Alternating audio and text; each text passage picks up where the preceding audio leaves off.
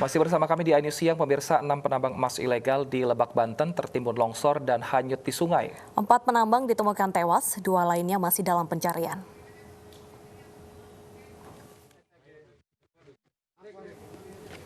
Tim gabungan menemukan jenazah 4 dari 6 penambang liar yang tertimbun longsor di Lebak, Banten.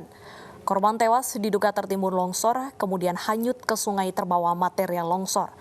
Menurut keterangan saksi, para penambang emas ilegal ini nekat menggali lubang di kaki bukit saat hujan deras. Pencarian terhadap 2 penambang lainnya hingga kini masih berlanjut.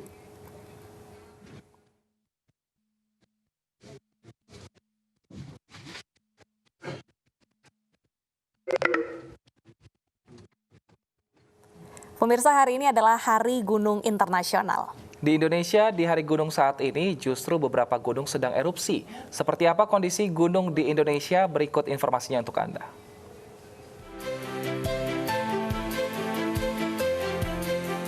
Setiap tanggal 11 Desember diperingati sebagai Hari Gunung Internasional. PBB menetapkan Hari Gunung Internasional sejak tahun 2003. Bertujuan untuk meningkatkan kesadaran masyarakat akan pentingnya gunung sebagai rumah bagi 15% populasi manusia di dunia.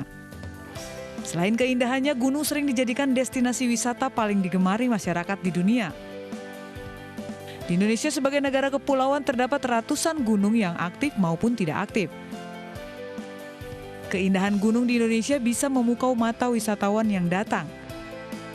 Namun kini di penghujung tahun beberapa gunung aktif di Indonesia sedang erupsi yang membahayakan masyarakat di sekitar lereng gunung.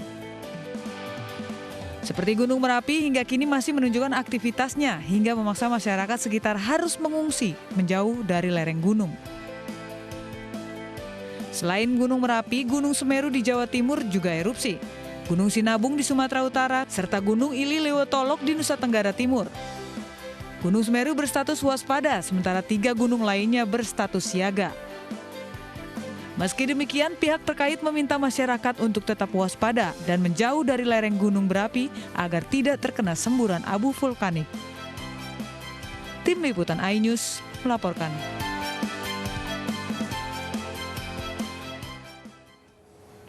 Sudah sejak beberapa waktu lalu, beberapa gunung berapi di Indonesia kembali bergejolak. Dan untuk mengetahui kondisi gunung berapi terkini, kita sudah tersambung dengan Hendra Gunawan, Kepala Bidang Mitigasi Gunung Api. Selamat siang, Pak Hendra.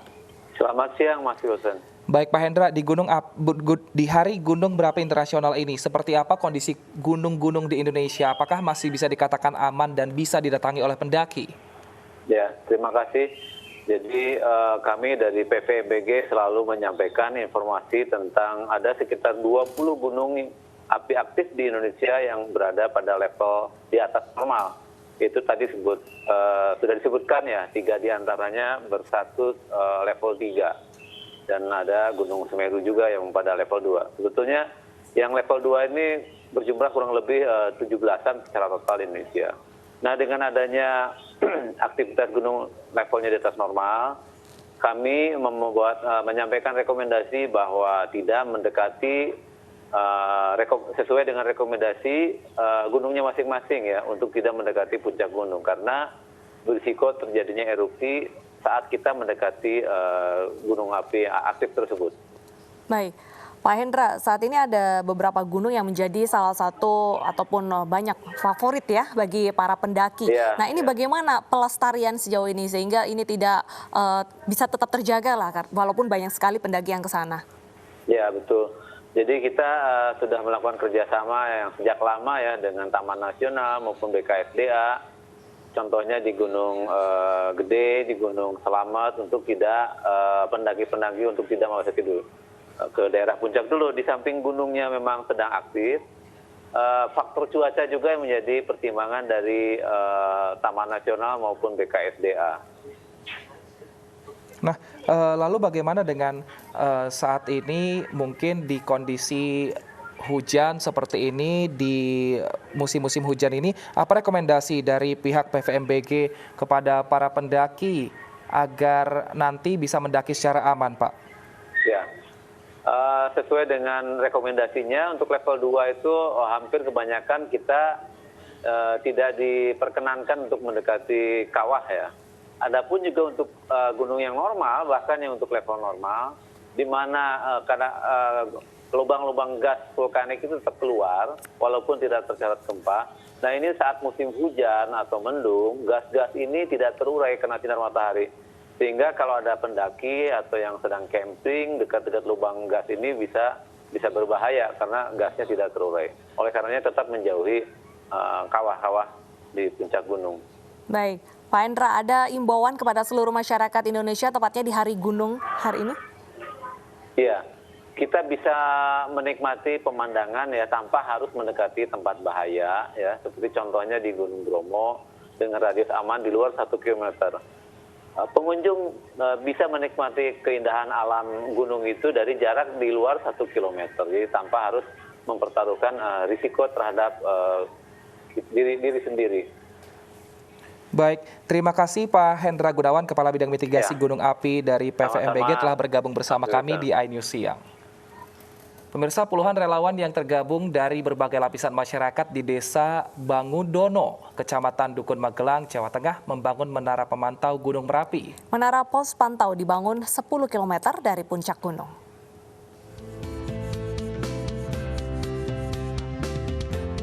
Sebuah komunitas di Desa Banyudono, Kecamatan Dukun, membangun menara pos pantau yang berjarak 10 km dari puncak Gunung Merapi. Di pos pantau ini hampir setiap hari sejak status Merapi naik menjadi siaga, anggota komunitas memantau perkembangan aktivitas Gunung Merapi dengan alat seadanya, seperti teropong, memantau signal Merapi, hingga saling tukar informasi kondisi sekitar Merapi melalui frekuensi radio HT. Awalnya dari pembuatan tower itu kan gini Mas, dulu pengalaman dari erupsi 2010, kita kan tidak mempunyai lokasi untuk pemantauan. Nah, kemudian kita berinisiatif, waktu itu kan kita cuma mengandalkan visual ya, karena peralatan yang kita miliki tidak seperti yang dipergunakan oleh BPPTK, kita cuma audio visual aja. Akhirnya kita mendirikan menara ini. Tahun berapa Mas sendiri? Untuk berdirinya untuk menara ini dimulai berdiri November 2014. Dan ini swadaya sendiri ya Mas? Swadaya sendiri, tidak ada bantuan dari pemerintah, bahkan dari swasta pun tidak ada. Ini murni dari oleh kelompok relawan yang berjumlah 55 orang yang terdiri dari berbagai lapisan masyarakat yang peduli akan kemanusiaan. Mereka berharap dengan adanya menara ini bisa membantu warga di sekitar lereng Gunung Merapi. Dari Magelang, Jawa Tengah, Puji Hartono, iNews melaporkan. Pemirsa, ternyata bencana juga bisa mendatangkan berkah. Seperti di Medan, Labuhan, Sumatera Utara, ini warga bantaran Sungai Deli beramai-ramai memancing ikan di sungai. Nah, betul sekali, karena pasca banjir banyak ikan berukuran besar yang sangat mudah didapatkan.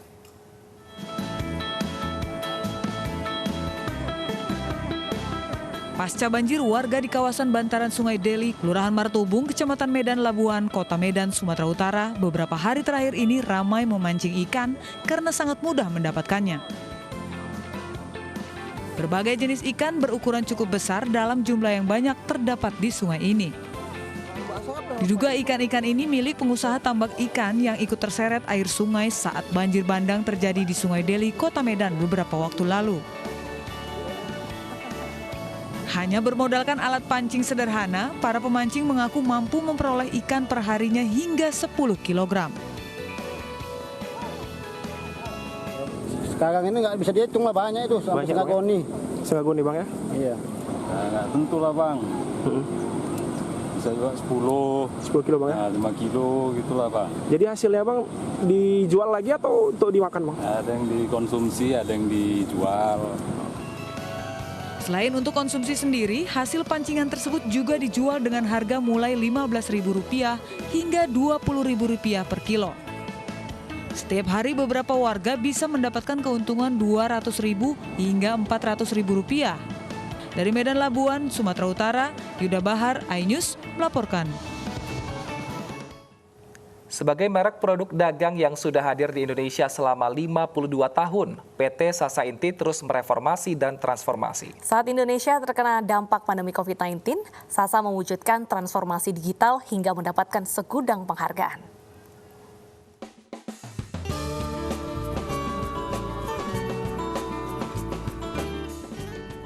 Pandemi COVID-19 yang melanda Indonesia berdampak pada perekonomian skala lokal maupun global. Menghadapi tantangan itu, PT Sasa Inti mentransformasi dari segi manajemen dan komunikasi dengan menerapkan sistem kampanye digital yang mampu memberikan warna lain di tengah pandemi. Pastinya kita selalu berkomitmen, apalagi di tahun ini ya, tahun 2020 itu kita terkena dampak pandemi semuanya. Jadi kita terus di sebuah krisis ini kita mengambil opportunity untuk bertransformasi dan memberikan warna baru yang berdampak pada masyarakat gitu sih, dengan adanya transformasi digital yang kita lakukan di Sasa ini. Di tahun ini sejumlah penghargaan diraih, mulai dari The Best Newcomer yang diberikan Twitter Asia Pasifik. Selain itu, Popular Brand Awards 2020 sebagai merek dagang yang selalu hadir di tengah masyarakat dan Living Legend Brand sebagai merek dagang yang sudah hadir sejak 52 tahun lalu. Dan Youth Choice Award 2020 sebagai bukti Sasa terus bertransformasi dan berinovasi. Kita ingin terus berinovasi, tetap ingin terus relevan dengan customer kita, dengan audiens, di mana kita ingin tetap ikutin tren dan bahkan kita ingin menciptakan tren itu sendiri kayak gitu. Jadi kita ingin merubah yang sebelumnya kita dipersif oleh audiens itu adalah old school atau yang konvensional, kita ingin merubah persepsi itu, kita di mana brand ini terus relevan dengan audiensnya, dengan customernya kayak gitu sih. Penghargaan yang didapat Sasa merupakan bukti sebagai perusahaan kitchen food brand Indonesia yang didapat dari masyarakat luas, sehingga Sasa akan terus berinovasi dengan baik untuk pasar lokal maupun internasional. Dari Jakarta, Rian Rahman, Dias Triawan, iNews melaporkan. Pemirsa, usai jeda, iNews yang akan kembali dengan informasi anak dan mantu Presiden Jokowi dipastikan unggul dalam perolehan suara pemilihan wali kota dari hasil hitung cepat.